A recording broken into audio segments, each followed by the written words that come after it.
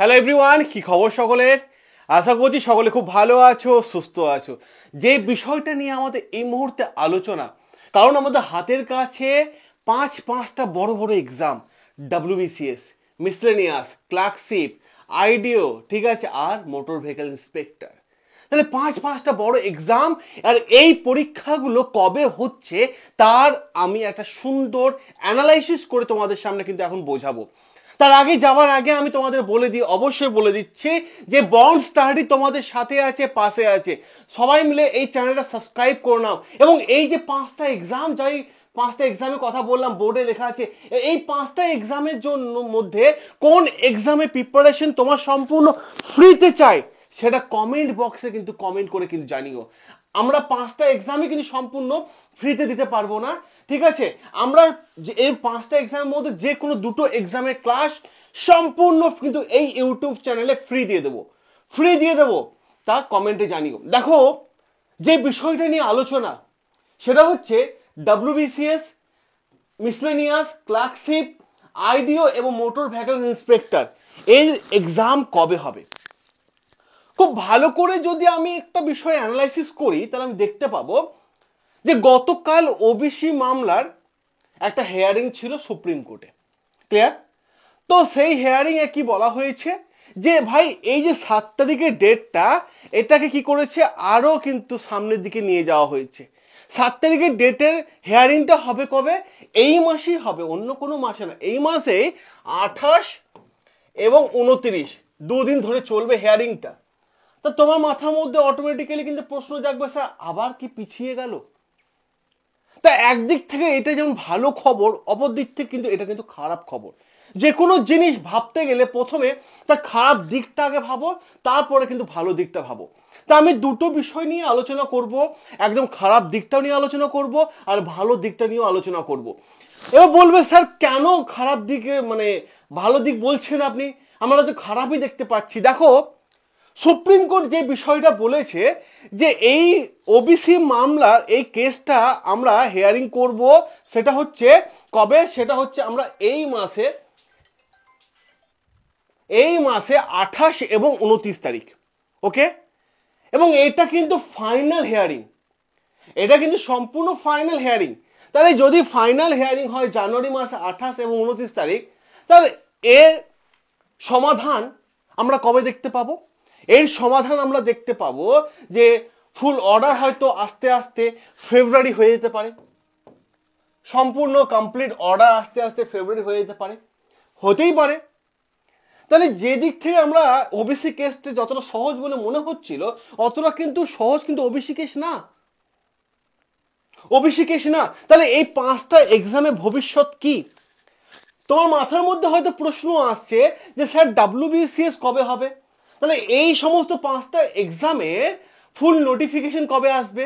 কারণ বছরের শেষ দিন পর্যন্ত, শেষ দিন রাত্রি পর্যন্ত পিএসসি বেশ কিছু এক্সামে ইন্ডিকেটিভ নোটিফিকেশন কিন্তু জারি করে দিয়েছে, ইন্ডিকেটিভ নোটিফিকেশন কিন্তু সম্পূর্ণ জারি করে দিয়েছে। তাহলে আমরা রেডি আছি যে এই এক্সামগুলোতে আমরা বসবো, আমরা রেডি আছি। তাহলে আমি একটা ফর্মুলা তোমাদের সামনে এখানে পুট করব, এই ফর্মুলাটা খুব ভালোভাবে নোট করো। দেখো বিষয়টা সেটা হচ্ছে কি, যদি মনে করো বা ধরে নাও ফেব্রুয়ারি মাসে ওবিসি মামলার হিয়ারিং, জানুয়ারিতে হিয়ারিং হয়ে গেল, ফেব্রুয়ারি মাসে অর্ডার এলো, ক্লিয়ার?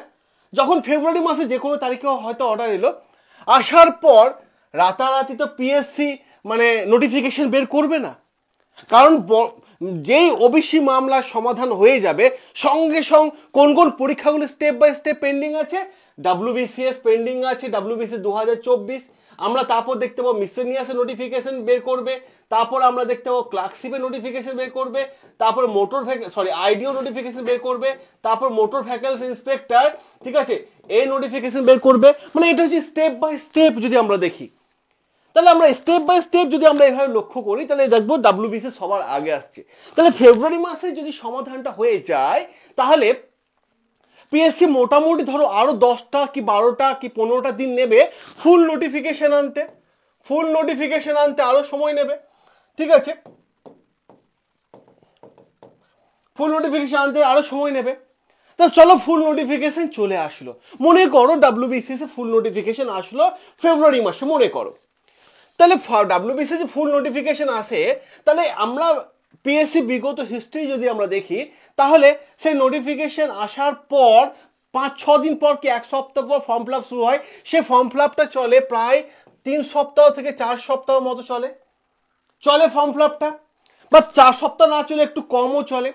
তারপর কি হয়, মোটামুটি একটা সুন্দর যে বিশেষটা লক্ষ্য করা যায়, এক্সাম কন্ডাক্ট করতেও পিএসসি মোটামুটি একটা লম্বা চওড়া সময় নেয়, আরো 2 মাস সময় নেয়। তাহলে আমরা দেখতে পাই নোটিফিকেশন থেকে, বিজ্ঞপ্তি থেকে এক্সাম পর্যন্ত মোটামুটি 3 মান্থ তো লাগবে, 3 মাস তো লাগবে।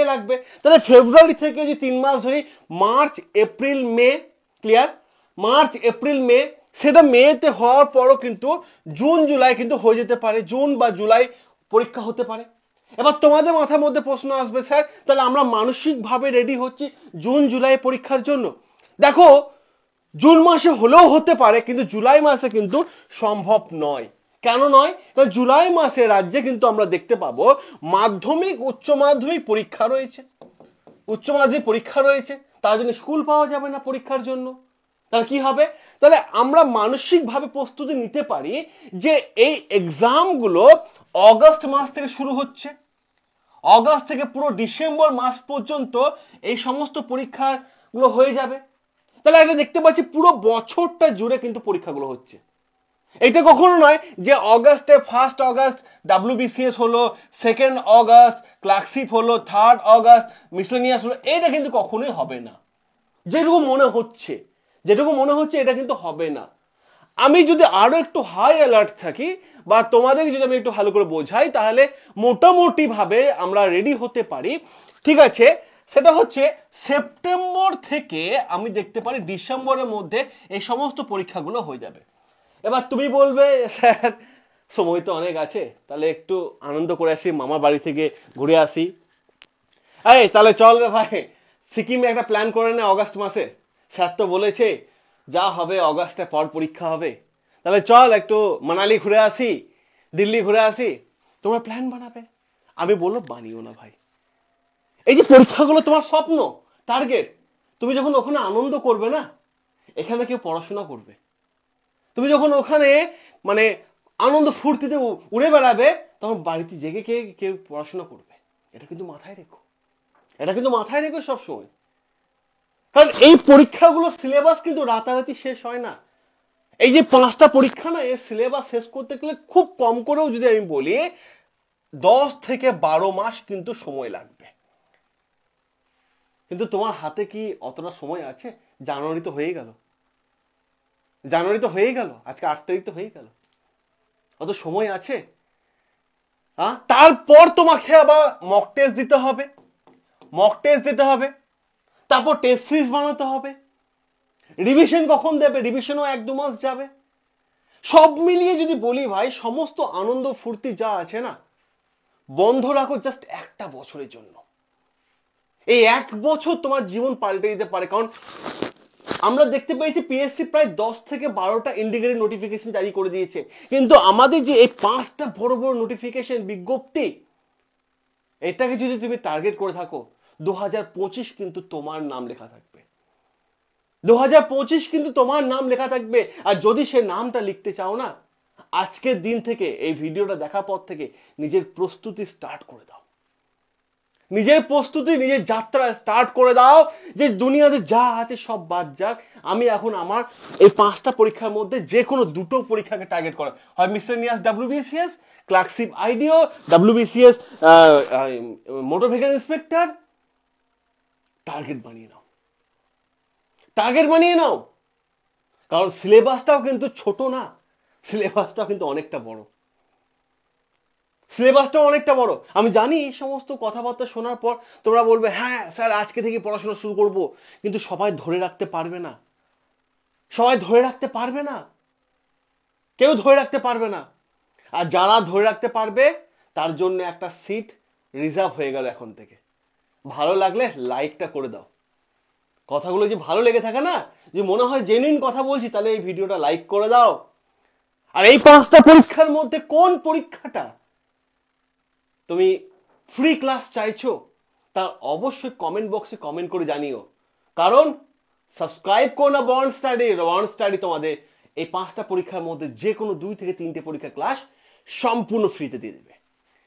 এটুকুই বলবো, সকলে ভালো থেকো, সুস্থ থেকো, দেখা হবে তোমাদের সাথে লাইভ ক্লাসে।